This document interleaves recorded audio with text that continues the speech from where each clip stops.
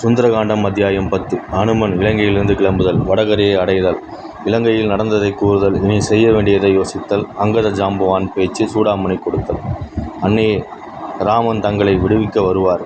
கோடிக்கணக்கான வீரர்களுடன் வருவார். சுக்ரீவன் வானர வீரர் கூட்டத்துடன் வருவார். ரகுநந்தன் உன்னுடன் அயோத்தி திரும்புவார்.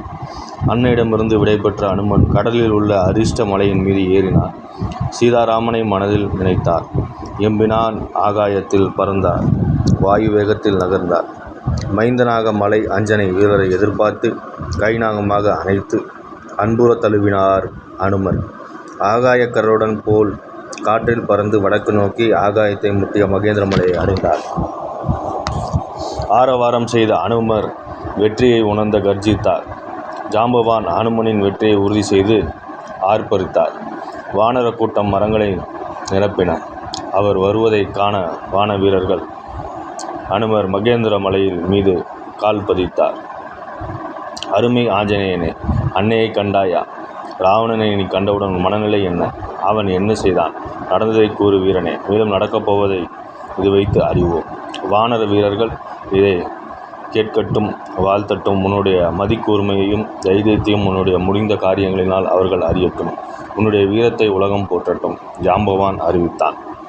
மகேந்திர மலையிலிருந்து ஆகாயத்தில் கிளம்பி இரவில் அரக்கர்களைக் கண்டு சீதையை காணாது தலைவன் அவர்தம் அந்தப்புறம் சென்று மண்டோதரியைக் கண்டு விபீஷணன் மாளிகையில் அவனின் மனநிலையைக் கண்டு அசோகவனத்தில் அன்னை தனித்திருந்ததைக் கண்டு அந்த வனத்தில் அரக்கர் தலைவன் வந்து ஜானகியை அடக்கி பணிய வைத்த நிலையைக் கண்டு மனம் நொந்து ராம் ராம் என்று மரத்தின் மீதிருந்து உச்சரித்து அன்னையின் உயிர்விடும் எண்ணத்தை மாற்றி அண்ணல் வருவார், இளவலுடன் வருவார், தங்களை அப்போதே சிறை மீட்பார், அரக்கர் குலம் அழிந்து வட ஆரண்யத்திலிருந்து அயோத்தி மீட்டுச் செல்வார்.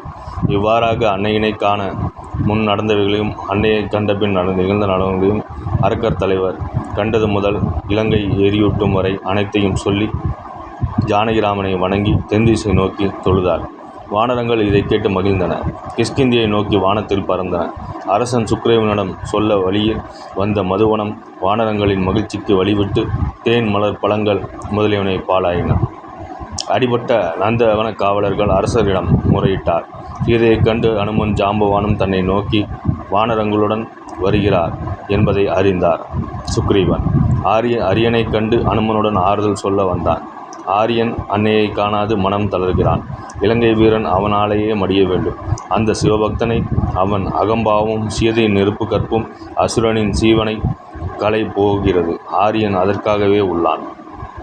செல்வோம், ராகவனிடம் பகர்வோம், நாம் துணையிருப்போம், வெல்வோம், அவனுடன் சேர்ந்து அந்த அரக்கர் கூட்டத்தை கொல்வோம், அந்த மண்ணின் மகளை ஆரியனிடம் சேர்ப்போம், அடைவோம் அயோத்தி மன்னனின் பாதத்தை.